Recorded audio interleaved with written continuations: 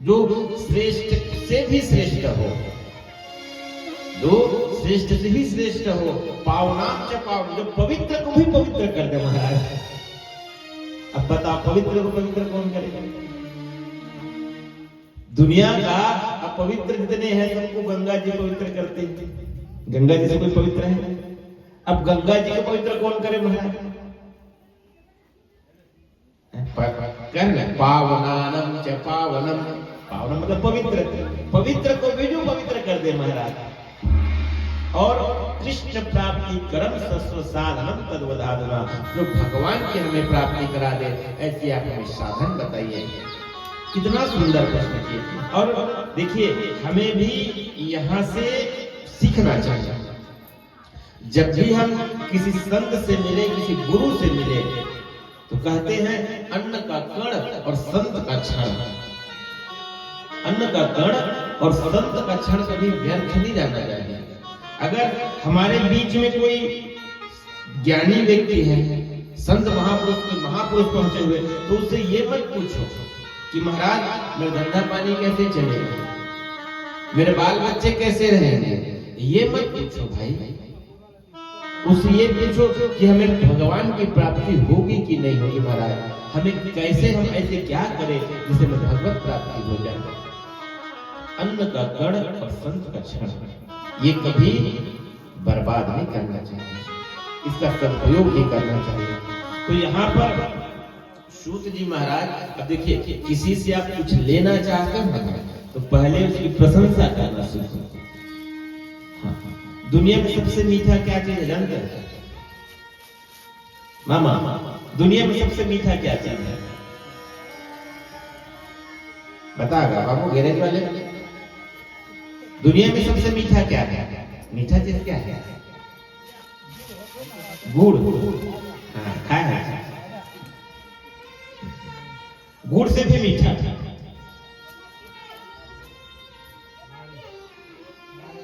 वाणी कैसे गा लीला वाले बाबा? दुनिया में सबसे मीठा क्या चीज है? हम बताएं, दुनिया में सबसे मीठा चीज है प्रशंसा।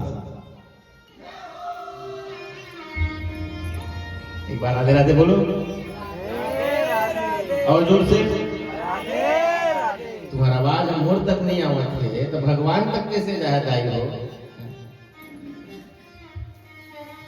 एक बार राधे राधे। दुनिया में सबसे मीठा चीज होता है मामा प्रशंसा। आप किसी को रसगुल्ला खिलाओ तो अंदर से उसको मीठापन नहीं आएगा, जिभ्या तक ही रहेगा, जिब तक ही मीठा मीठा रहेगा। उसके बाद 2 इंच के जिभ के नीचे गए तो उसका स्वाद मिलेगा क्या? अगर कोई आपकी प्रशंसा कर दे तो ऊपर से तो कहोगे नहीं भाई सब की बात नहीं, सब भगवान की इच्छा सोच भाई, पर अंदर फूलत रही वाह क्या मेरा तारीफ करे। तो दुनिया में सबसे मीठा चीज होता है प्रशंसा। तो आप अगर आप किसी से कुछ लेना चाह रहे हो, किसी से कुछ लेना चाह रहे हो तो प्रशंसा करना प्रारंभ कर दो। तब अब सूत जी महाराज से सोमवादी ऋषि क्या करना चाह रहे हैं? कथा सुनना चाह रहे हैं। तो कथा सुनना जब क्या करें? शुरुआत में प्रशंसा करें। और कैसे प्रशंसा कर रहे हैं? तो कह रहे सूत जी महाराज आपके ऊपर तो ऐसे हैं कि आपके ऊपर गुरु महाराज की विशेष कृपा है। चिंतामणिर्लोक सुखम सुरद्रुह स्वर्ग संपदम प्रयच्छति है गुरु प्रीतो वैकुंठम योगी दुर्लभम। कहते हैं महाराज अगर आपके पास चिंतामणि हो ना, चिंतामणि, तो संसार की आप जो भी चीज की कल्पना करोगे आपके पास में हाजिर हो जाएगी। कल्प वृक्ष का नाम सुने ही होंगे। कल्प वृक्ष की ये खासियत है महाराज कि आप उसके नीचे बैठ बैठ जो कुछ भी कल्पना करेंगे वो कल्प वृक्ष आपको ला करके दे देगी। पर चिंतामणि में भी और कल्प वृक्ष में भी इतना सामर्थ्य नहीं है कि वो भगवान के धाम वैकुंठ धाम आपको पहुंचा दे। चिंतामणि में भी नहीं है और न ही कल्प वृक्ष में है।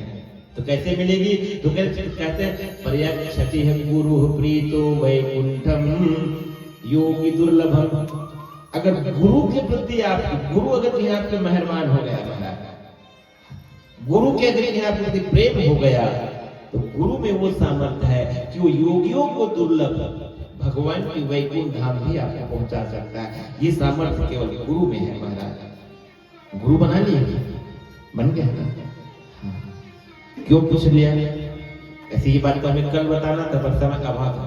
भागवत जी में लिखा हुआ है मामा, अपनी मर्जी से हम नहीं बोल रहे। विष्णु दीक्षा विहीनानम नाधिकारे कथा श्रवे। अगर आप दीक्षित नहीं हो विष्णु मंत्र से तो कथा कहने की छोड़ दो महाराज।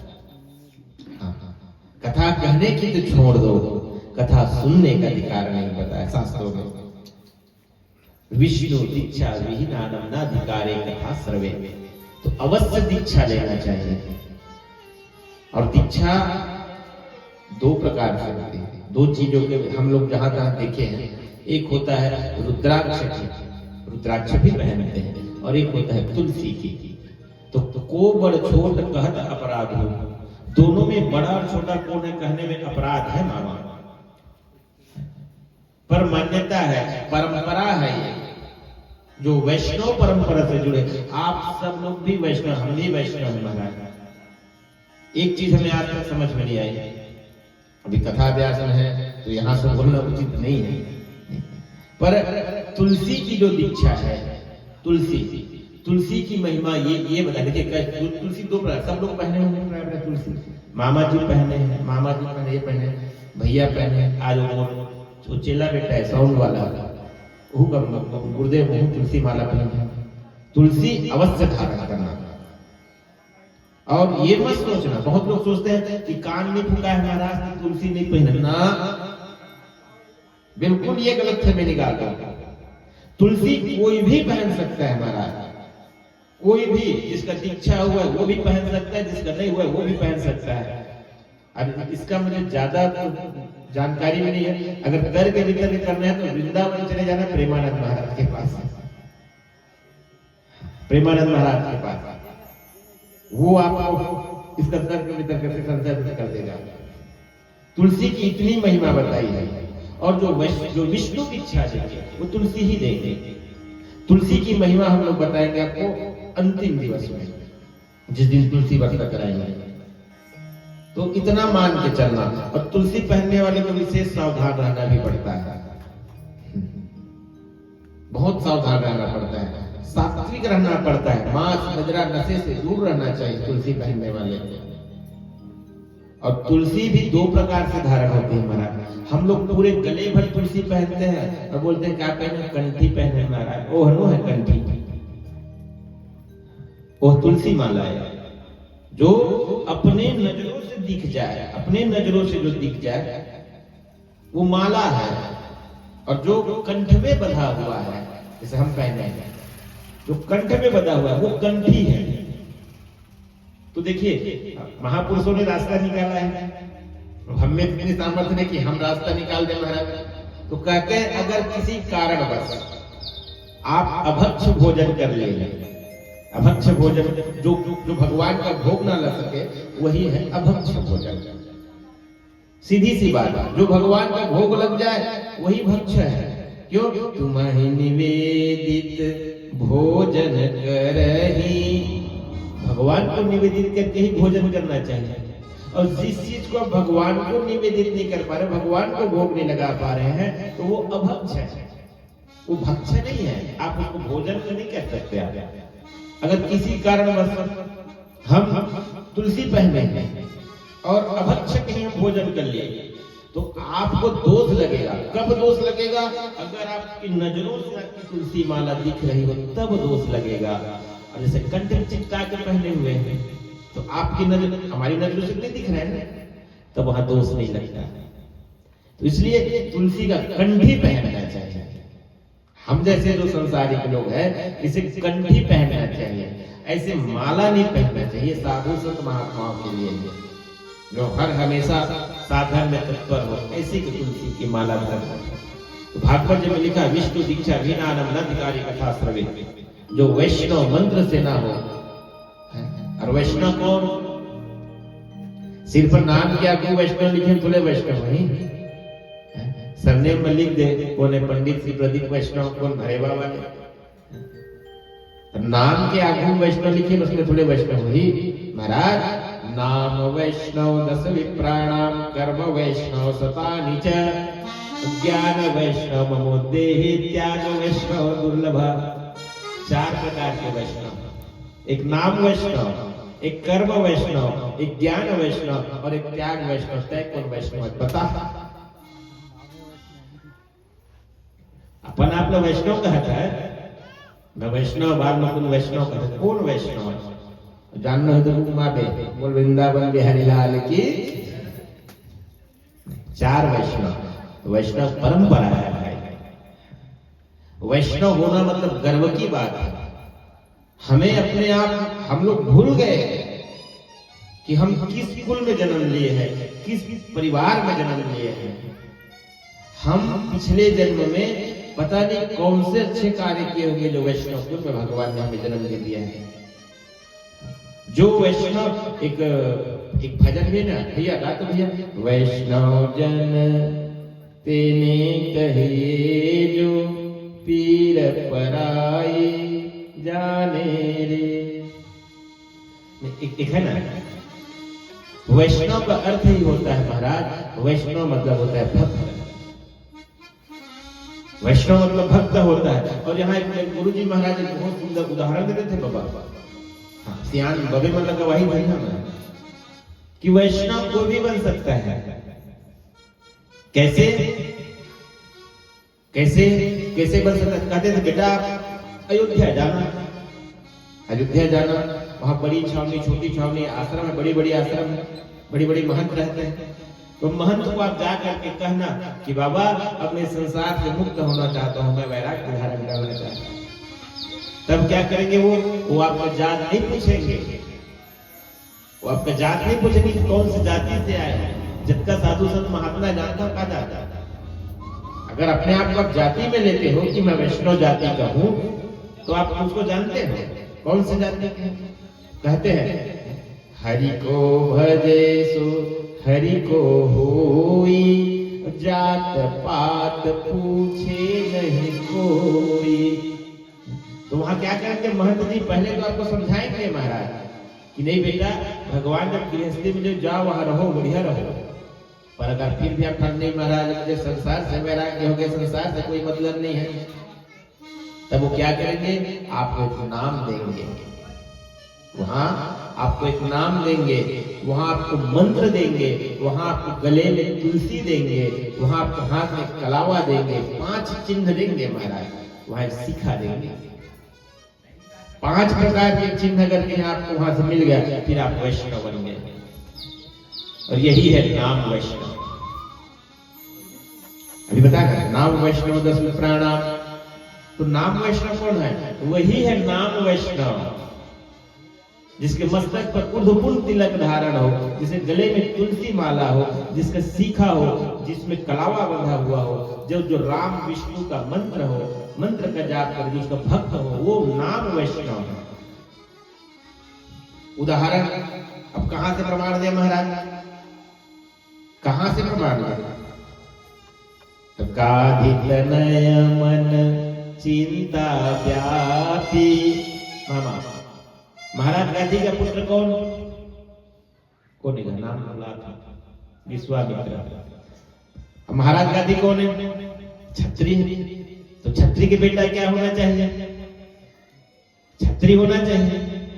पर विश्वामित्र महामुनि ज्ञानी, वो क्या बन गया? महामुनि ज्ञानी बन गया। कोई छत्री कहेगा उसको?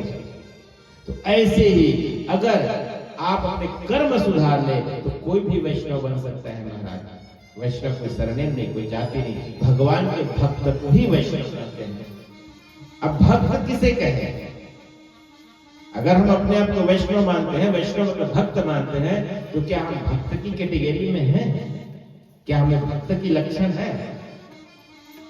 ये बहुत लंबी चर्चा का विषय है। ये बात है भैया। तो दीक्षा अगर नहीं हुआ होगा तो दीक्षा अवश्य ले लेना। और परिवार में गुरु बनाने से पहले एक चीज और है, एक बहुत हमें अच्छा नहीं लगता मामा, हम बोल देते हैं। पहले क्या था कि मतलब मोर चेला तय, अब मोर लड़का चेला तो लड़का, ऐसे चला परंपरा। तो पहले क्या होता था महाराज, कुल के अनुसार से लोग अपने धर्म का पालन करते थे। जैसे मैं पुरोहित के कार्य करता हूं तो मेरे बच्चे भी पुरोहित के कार्य करते थे। पर आजकल समय बदल गया है मामा, ये कोई जरूरी नहीं है कि जो कार्य पिता कर रहा है वही कार्य उसका संतान करे। तो ये कुल परंपरा से जो गुरु परंपरा चली आई है, थोड़ी सी यहाँ सुधार की आवश्यकता है। ऐसी नहीं कहावत बने कि पानी पियो छान के गुरु बनाओ जान के, पानी पियो छान के गुरु बनाओ जान के, ऐसी भेड़िया धसान मत धसो महाराज। भेड़िया धसान किसे कहते पता है लोग? पता है? नहीं पता भेड़। अब तुम्हारे गांव में तो अब्बड़ दिन रही थी, हमारे गांव घर कमरा उमरा लेके है, बगल वाले दाई है गलो गाँव बैठे बोले बोल रहे बुरा बोल बिहार की। तो भेड़िया वाले कैसे करते थे, अगर उनको नदी क्रॉस कराना है, भेड़ लेके जा रहे चराए पर भाई रे, अब बीच में घोल दिया है, अब भेड़िया को नहीं कूदा है उधर नदिया पर, तो मार डालता नहीं कूदा है। तो भेड़िया वाले कैसे करते, एक भेड़िया घर से उठा नदिया फेंक देते। अब मरता क्या नहीं करता हिंसा में, वो ऊपरी पानी में बड़ा टिपी टिपी हाथ भर मार के तोड़ के निकल जाते हैं। अब एक क्षण ऐसे तोड़ के निकलत देखते, बाकी भेड़िया में चप चप चूहू में निकल जाते। यही कहते भेड़िया धसा, उसने हम धसा था।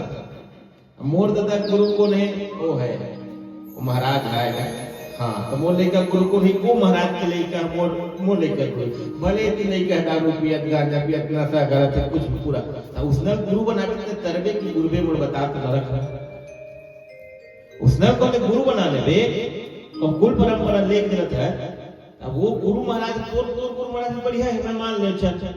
अब ओखर लेकर सकल कर्म में डूब गए, नशा में डूबे हैं, हर चीज के जितना दुर्गुण जन्म है। अब कहते कुल परंपरा लेके बोलते गुरु बना लो भैया, कहते हैं नरक में जाबे कि तरबे बोले बता, नरके में जाबे। तो यही कहे गुरु चेला नरक में ठेली में ठेला देंगे। तो गुरु वैसे नहीं बनाना, पानी पियो छान के गुरु बनाओ जान के। गुरु बनाना तो पहले गुरु की अच्छी तरीके से देख लेना, 100 बार परीक्षा ले लेना, कोई पाप नहीं लगेगा। महाराज व्यासपीठ से बोल रहे हैं, कब तक पाप नहीं लगेगा, जब तक आप उसके परितार्थ है। और पाप कब लगेगा, जैसे ही आप उसके दीक्षा ले लिए। अब मान लो आपका दीक्षा गुरु तो बन गए, अब कहते हैं वो कहा था मोर गुरु महाराज नहीं महान पाप के भागी बन गए। नारद जी महाराज का प्रसंग आता है। एक बार क्या हुए, नारद जी महाराज, इसको त्रिलोकी में इसका परमिशन है भैया। अब नारद जी महाराज का नाम आए तो क्या आना चाहिए, श्रीमन नारायण नारायण नारायण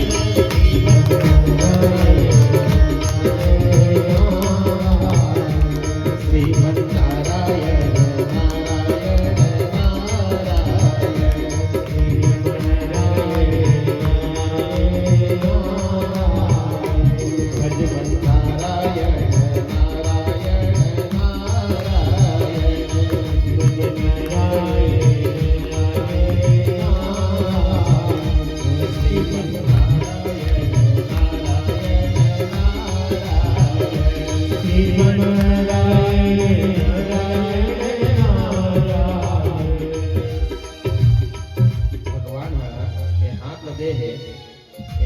भगवान का पर दे